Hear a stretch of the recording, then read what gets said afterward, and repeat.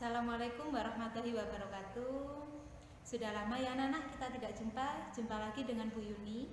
Oh iya, ada yang tidak kenal dengan Bu Yuni.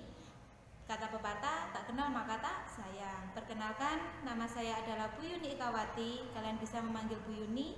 Apa kabar semuanya? Semoga semua dalam keadaan sehat walafiat ya.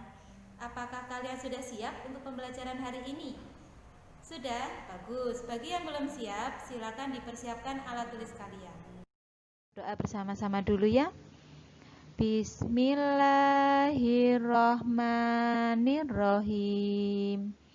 Raditu billahi robba wa bil islami dina wa bi muhammadin nabiyya wa rasulah.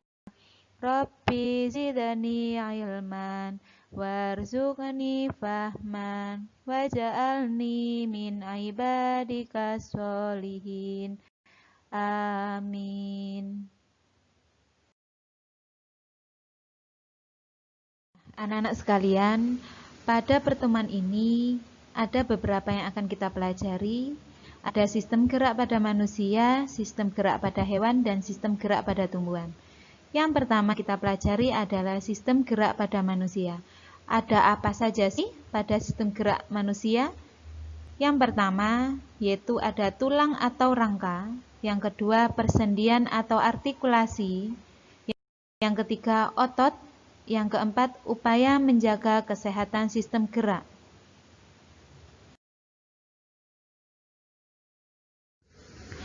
Pada sistem gerak manusia terdiri dari beberapa bagian ya. Yang pertama kita pelajari adalah tulang atau rangka. Rangka manusia dibagi menjadi 3 bagian. Bagian yang pertama adalah rangka kepala. Di sini ada gambarnya juga. Rangka kepala terdiri dari beberapa tulang. Ada tulang ubun-ubun, ada tulang air mata, tulang rahang bawah, tulang rahang atas, dan sebagainya. Nah, silakan kalian praktekkan, kalian raba tulang rahang kalian letaknya di mana dan seterusnya. Bagian yang kedua adalah rangka badan. Rangka badan juga terdiri dari beberapa bagian. Yang pertama ada rangka pada dada kita, ada rangka pada panggul kita, ada rangka pada tulang belakang kita, dan rangka pada selangka kita. Bagian yang ketiga adalah anggota gerak. Rangka anggota gerak dibagi menjadi 2 bagian, ada rangka gerak atas dan rangka gerak bawah. Rangka gerak atas berarti terletak pada tangan kita, sedangkan rangka gerak bawah terletak pada kaki kita. Bagian yang kedua pada sistem gerak manusia yaitu persendian atau artikulasi. Persendian juga terdapat beberapa macam. Yang pertama sendi mati atau sinartrosis. Yang dinamakan sendi mati berarti tidak terjadinya pergerakan atau mati. Yang kedua adalah sendi kaku atau amfiartrosis. Sendi kaku terjadi gerakan tetapi secara terpaksa. Yang ketiga adalah sendi gerak. Sendi gerak dibagi menjadi beberapa. Ada sendi gerak geser, berarti terjadi gerakan berupa geseran. Sendi gerak engsel, berarti kalian ingat engsel pada pintu rumah kita. Pintu gerakannya berapa arah? Ya, engsel terjadi gerakan satu arah. Yang ketiga sendi putar. Yang dinamakan sendi putar berarti gerakannya berupa putaran. Sendi peluru, coba kalian ingat, kalau kita menembakkan suatu peluru, apakah satu arah? Tidak ya, peluru akan bergerak ke segala arah. Sama seperti sendi peluru berarti bergerak ke segala arah. Sendi pelana terjadi 2 gerakan. Nah, ini ada contohnya juga, silakan kalian cari, itu termasuk sendi apa?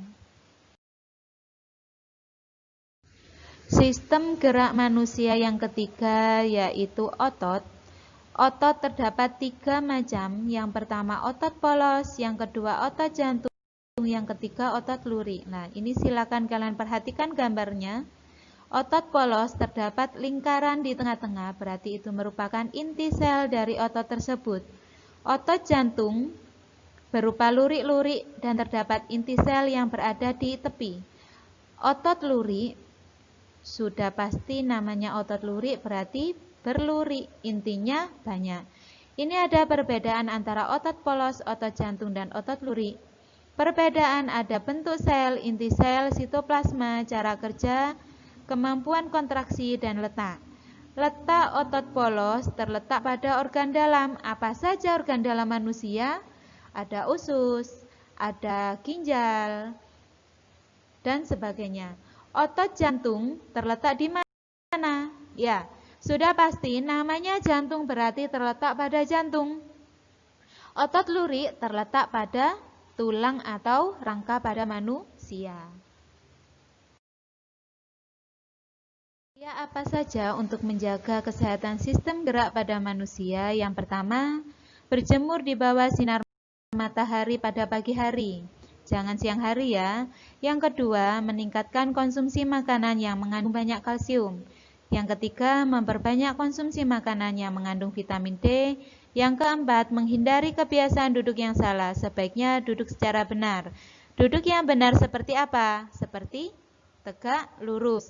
Kalau duduk, contohnya pada orang berkendara sepeda motor, biasanya ada yang serong ke kanan, ada yang serong ke kiri, berarti itu kebiasaan yang salah ya.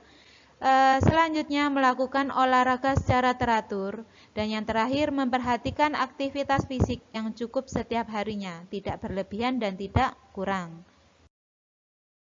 Setelah kita mempelajari sistem gerak pada manusia, sekarang kita beralih mempelajari sistem gerak pada hewan. Coba kalian perhatikan, ini merupakan gambar hewan apa? Burung? Oh ya salah, ini merupakan gambar ikan. Ikan gerakannya di mana? Betul, di dalam air. Gambar yang kedua, ini merupakan burung apa? Ya, burung elang. Burung elang bergerak di udara. Yang ketiga, ini merupakan hewan apa? Hewan kuda? Oh bukan, ini merupakan rusa. Rusa atau kuda atau kelinci dan sebagainya bergerak di mana? Pintar, bergerak di darat.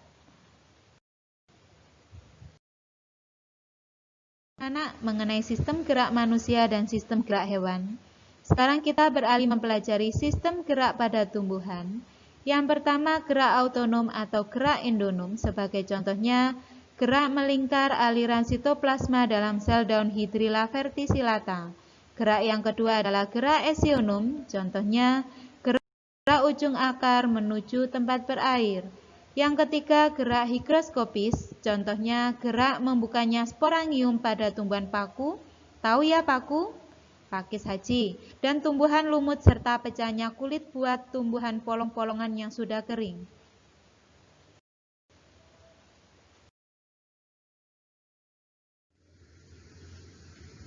Wah, tidak terasa ya. Sekian dulu untuk pertemuan hari ini. Semoga apa yang kita pelajari bermanfaat. Pesan dari Bu Yuni, tetap jaga kesehatan dengan makan makanan yang bergizi, cuci tangan yang bersih, dan memakai masker apabila keluar rumah. Wassalamualaikum warahmatullahi wabarakatuh. Thank you. Sampai jumpa di next episode.